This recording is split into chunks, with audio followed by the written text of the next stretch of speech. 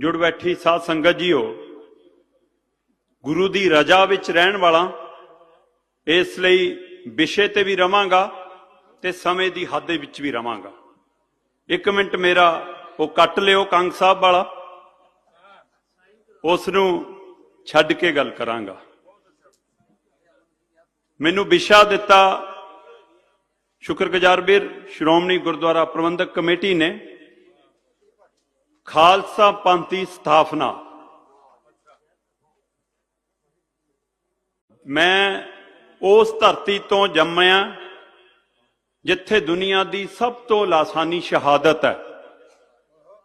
मेरी जन्म भोई श्री फतेहगढ़ साहब ते मेरी करम दी भोई, मेरी कलम दी भोई खालसे दी जन्म भोई श्री आनंदपुर साहब। उन्हां धरतियां नूं सजदा करदियां ध्यान इकागर करियो संगत जी। मेरा विशा है खालसे दी स्थापना ते असी विराजमान हां गुरुद्वारा सीसगंज साहब विच। गौर करियो खालसा जी। मेरे दशमेश पिता, मेरे दशमेश पिता, मैं तेरी महिमा गाउण लई शब्द जोड़े अखर टोले।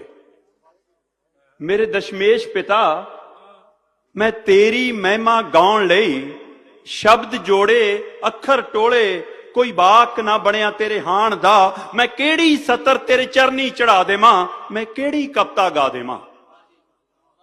मेरे दशमेश पिता, मैं तेरी महिमा गाउण लई शब्द जोड़े अखर टोले।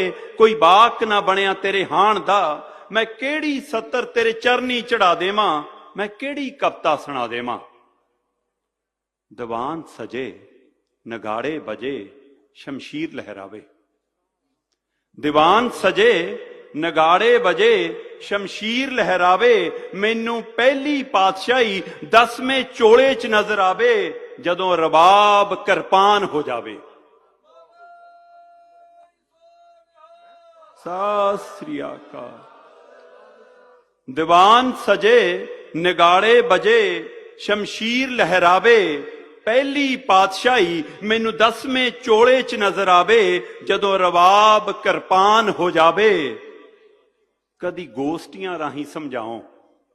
पहली पातशाही तो 10वीं पातशाही तक दा सफर कदी गोष्ठियां राही समझाओ, कदी तत्ती तवी ते बैठ जाओ, कदी चांदनी चौंक जा सीस कटाओ। कौम तो सरबंस बार जाओ, ताइयों ता सरबंस दानी अखवाओ। कदी गोष्ठियां राही समझाओ, कदी तत्ती तवी ते बैठ जाओ, कदी चांदनी चौंक जा सीस कटाओ। कौम तो सरबंस बार जाओ, ताइयों ता सरबंस दानी अखवाओ। शुक्रगुजार वीर, जदों 3 खेती कानूनां दी लड़ाई चलदी सी दिल्ली दे उस मैदान दे विच, तद उस समय दा राष्ट्री मीडिया अक्सर सानू मिलदियां पुछदा सी कि किहड़ी ताकत लैके तुसीं इत्थे आ बैठे हो, किहड़ी शक्ति है इन्हां दे विच कि जिहड़े इत्थे भुंजे भाणे दिन रात कट रहे हो। मैं कहा तुसीं बचपन च कहानी सुनी होनी कि एक राजे ने शर्त लाती कि भी जिहड़ा सर्द दी रात दे विच ओह समुंदर च जिहड़ा थल्ले तलाब बनिया मेरे महल दे उहदे विच सारी रात खड़ा रहूगा, उहनूं सवेरे इनाम मिलूगा। ते एक बंदे ने सारी रात कट ली। सवेरे राजे ने पूछा कि तू किवें कट्टी इन्नी सर्द रात उस ठंडे पानी च?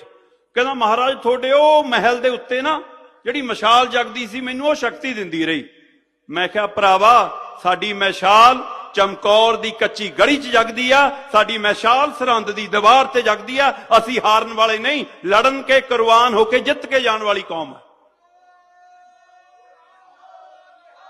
मेरे दशमेश पिता, मैं तेरी महिमा गाउण लई शब्द जोड़े अखर टोले।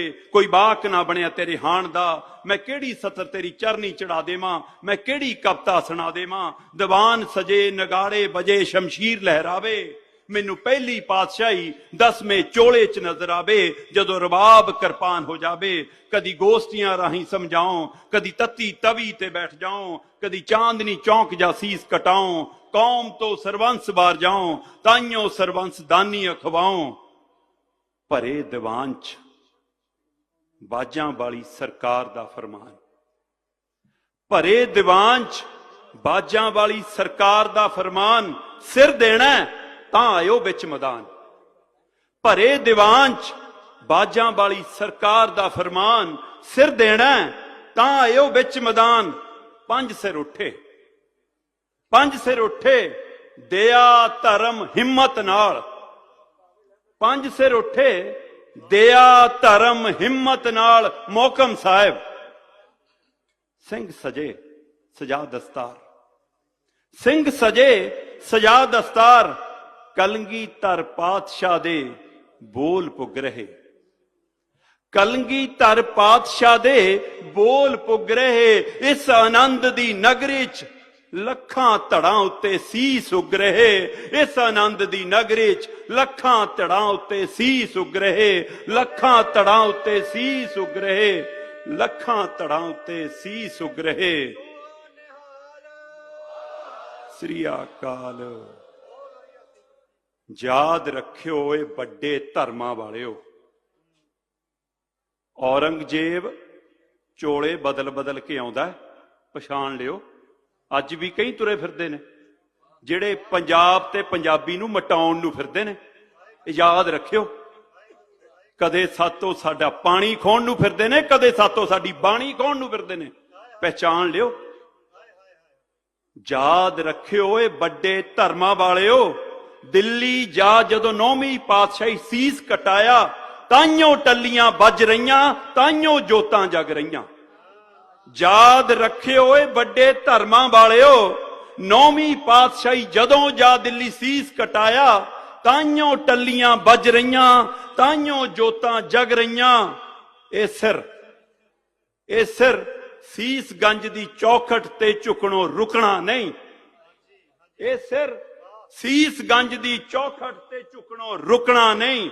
ਸਰਬੰਸਦਾਨੀਆਂ ਸਾਤੋਂ ਤੇਰਾ ਕਰਜ਼ਾ ਕਦੀ ਮੁੱਕਣਾ ਨਹੀਂ।